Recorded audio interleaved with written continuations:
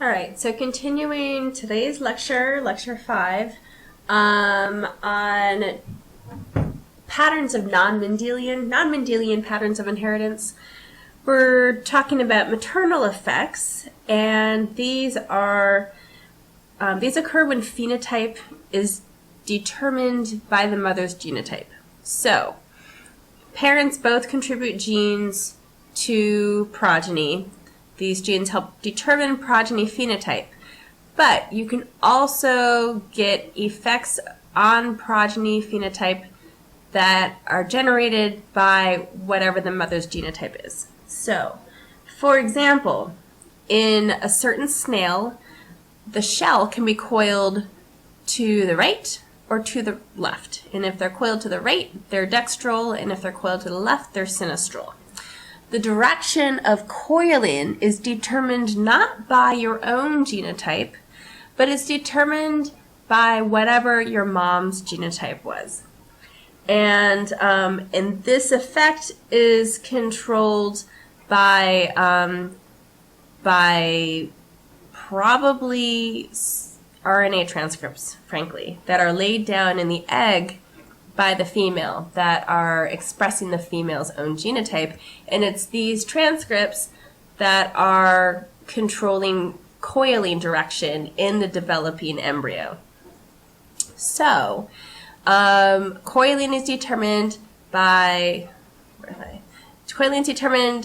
the S gene with an S plus allele leading to dextral coiling, and a plain S allele leading to sinistral coiling. So, if your mom is sinistral, she is SS, and let's say you have a mating between homozygous S plus and homozygous S individuals, and you get a sinistral coiling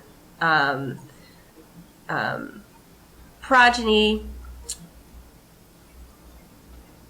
because the mom is sinistral. So, technically speaking, S plus is going to be dominant to the S allele. So this individual should be dextrally coiled based on its own genotype.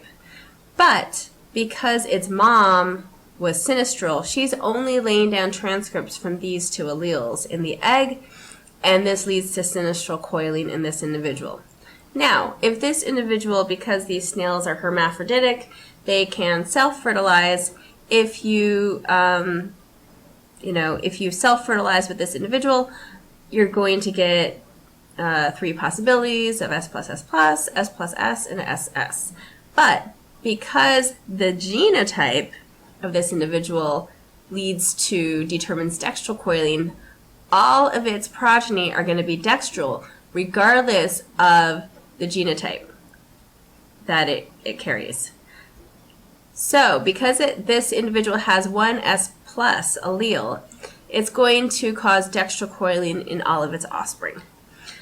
Now, for example, this dextrally coiled snail, if it, no matter who it mates with, it's going to end up with sinistrally coiled offspring because it is little s, little s. All right, so that's maternal effects. It's phenotype effects determined not by your own genotype, but by your mother's genotype. There is a separate supplemental video just kind of going over this again if you want to watch that, it might clarify any points of confusion that you might have. For now, we're going to move on to genomic imprinting, and this is really just the idea that who you inherit a certain allele from your mom versus your dad, will influence your phenotype. So, for example, there's a certain gene whose mutation will cause one of 2 syndromes depending on whether you inherit the allele from dad or whether you inherit the allele from mom. If the allele is inherited from dad, you end up with Prader-Willi syndrome.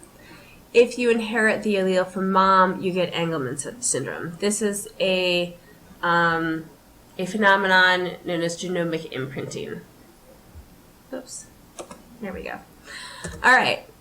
Anticipation is a phenomenon whereby you get increasing severity of a phenotype across multiple generations. And one example of this is myotonic dystrophy, which is caused by a mutation that leads to an increasing number of repeats with increasing cell divisions, so that across multiple generations, the number of repeats in this gene, of repetitive regions of DNA sequence in the gene, increases. So maybe an individual starts out with having 5 repeats at this gene.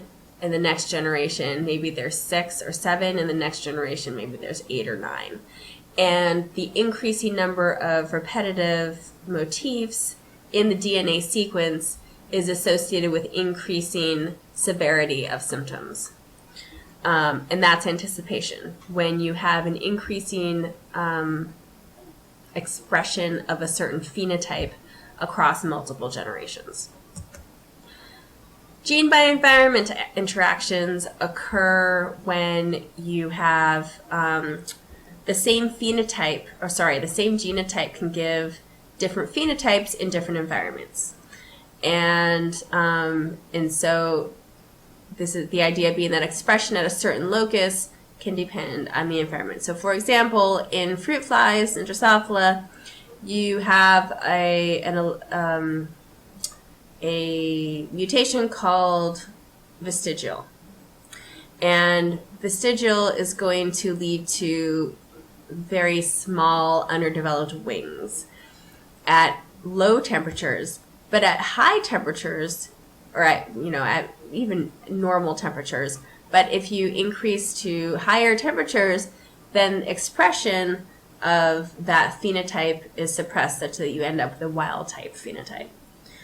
So if you have the same phenotype as another genotype, let's say this individual is genetically different because it has a vestigial mutation, but it's essentially identical to the wild type phenotype, which would mean that those two individuals are phenocopies of each other. Same phenotype, different genotype.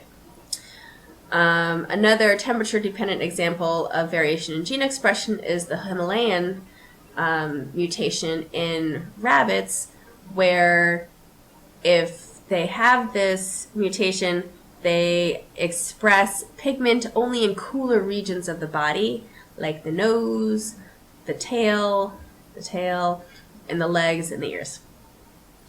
And before animal care protocols were established back in the days when you could pretty much do anything you wanted to a rabbit,